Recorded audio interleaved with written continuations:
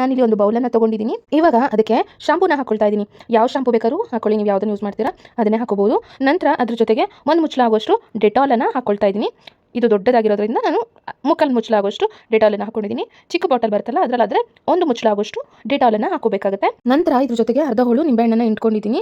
ನಿಂಬೆಹಣ್ಣಿನ ಹುಳಿನ ಹಾಕಿದ್ಮೇಲೆ ಒಂದು ಲೋಟ ಆಗುವಷ್ಟು ನೀರನ್ನು ಹಾಕಬೇಕಾಗುತ್ತೆ. ಒಂದೊಳ್ಳೆ ಕ್ಲೀನಿಂಗ್ ಲಿಕ್ವಿಡ್ ಅನ್ನೋದು ಸಿದ್ಧ ಆಗಿದೆ. ಬನ್ನಿ ಎಷ್ಟೆಲ್ಲ ಕ್ಲೀನಿಂಗ್ ಕೆಲಸಕ್ಕೆ ಇದು ಉಪಯೋಗಕ್ಕೆ ಬರುತ್ತೆ ಅಂತೇಳಿ ಈಗಲೇ ನೋಡೋಣ.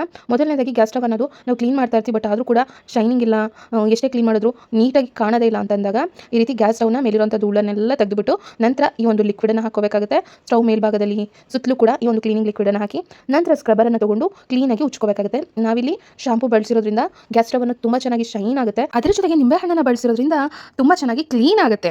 ಮತ್ತೆ ಇನ್ನೊಂದು ಏನು ಹಾಕಿದ್ದೀವಿ ಹೇಳಿ ಇದ್ರ ಜೊತೆಗೆ? ಹೌದು, ಡೆಟಾಲನ್ನು ಹಾಕಿದ್ದೀವಿ. ಡೆಟಾಲನ್ನು ಹಾಕೋದ್ರಿಂದ ಕೀಟಾಣುಗಳು ಅಥವಾ ಈ ಸಣ್ಣ ಸಣ್ಣ ಜಿರಳೆಗಳು, ಕೆಲವೊಮ್ಮೆ ಅಡುಗೆ ಮಾಡಿರುವಂಥ ಪದಾರ್ಥಗಳನ್ನ ಸ್ಟವ್ ಮೇಲೆ ಇಟ್ಟಿರ್ತೀವಿ, ಇಲ್ಲೆಲ್ಲ ರಾತ್ರಿ ಹೊತ್ತು ಜಿರಳೆಗಳು ಬಂದು ಓಡಾಡುತ್ತೆ. ಕಿಚನಲ್ಲಿ ಜಿರಳೆಗಳ ಸಮಸ್ಯೆ ಜಾಸ್ತಿ ಇದೆ ಅಂತಂದರೆ ಯಾವುದೇ ಕಾರಣಕ್ಕೂ ಜಿರಳೆ ಆಗಲಿ ಮತ್ತು ಹಲ್ಲಿಗಳಾಗಲಿ ಬರೋದೇ ಇಲ್ಲ.